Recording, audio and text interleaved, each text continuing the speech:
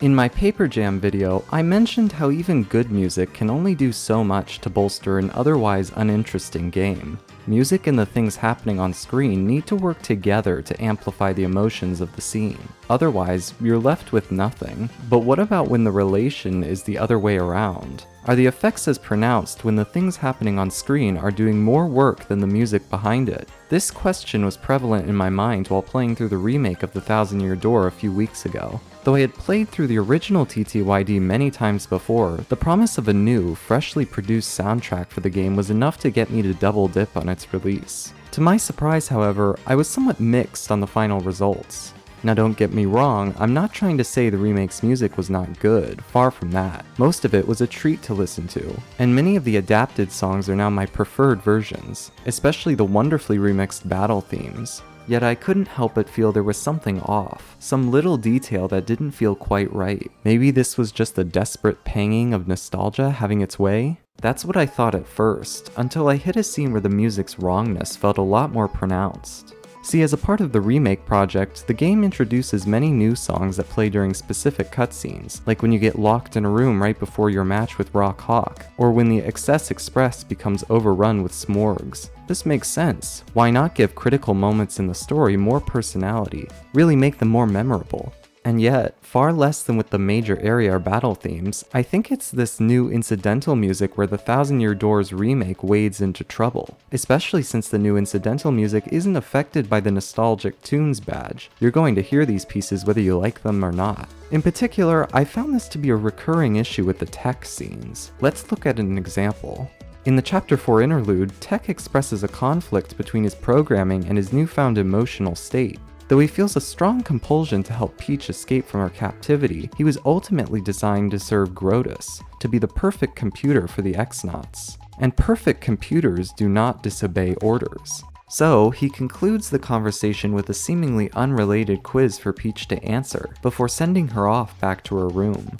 Of course, this quiz contains vital information, revealing the true nature of the treasure behind the Thousand Year Door. It's a big moment, effectively the game's first major twist. But what's more revealing than the twist itself is how both the original game and the remake go about this scene. Rather than explain myself, I'll let you all have a look yourselves.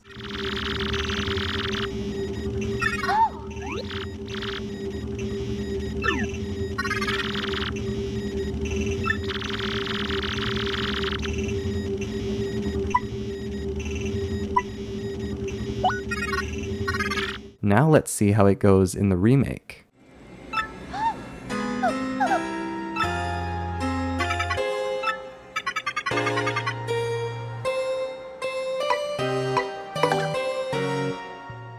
This new incidental music plays out for the rest of the sequence. It's a somber, almost tragic theme, and to be completely blunt, borderline ruinous to the scene at hand.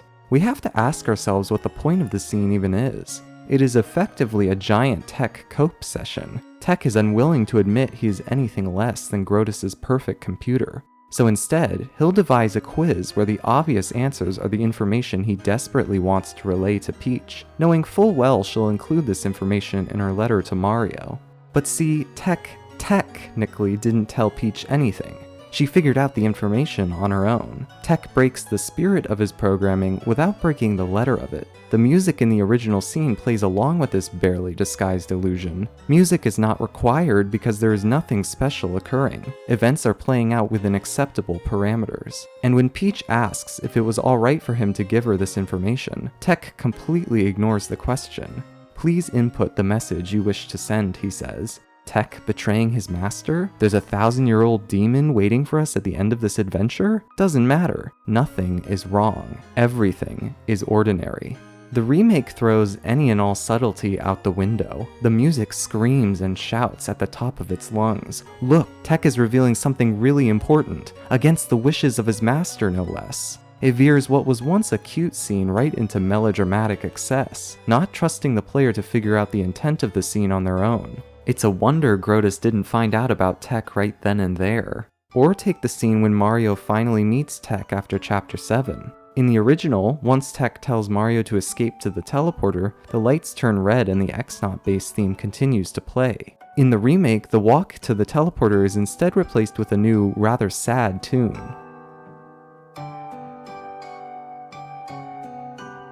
This is a decent change in tone. However, I'm a little less fond of what happens next.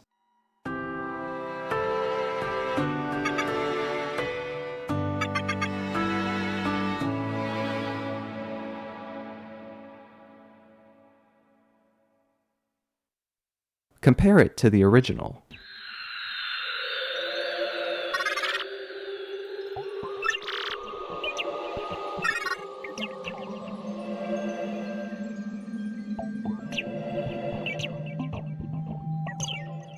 I think there may be a more fundamental issue at play here. The original TTYD, at least musically, presents almost a callous indifference to tech.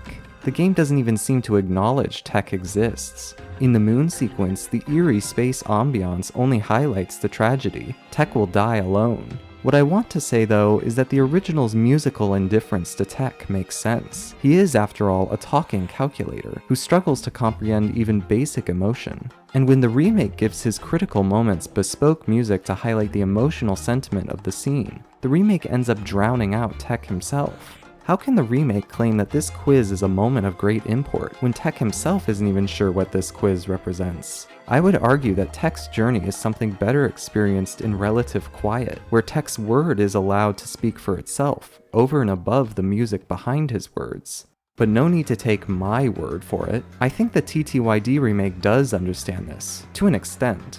Take the Chapter 6 interlude. As Peach is typing up her message to Mario, the door swings open, with Grotus' theme starting not far behind. The message is clear, the jig is finally up. Grotus orders Tech to be deleted for treason, and his underlings swiftly obey.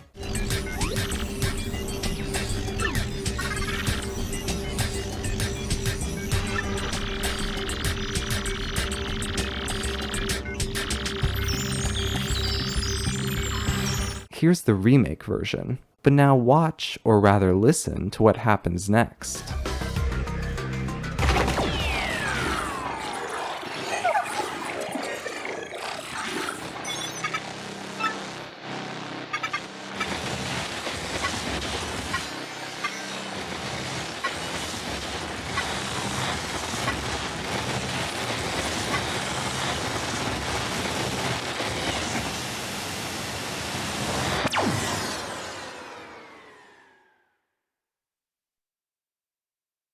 I think this version of the scene is the vastly superior one. Listening to nothing but the rising static of a decompiling Tech gives the scene a pointed edge, a sense of despair and hopelessness.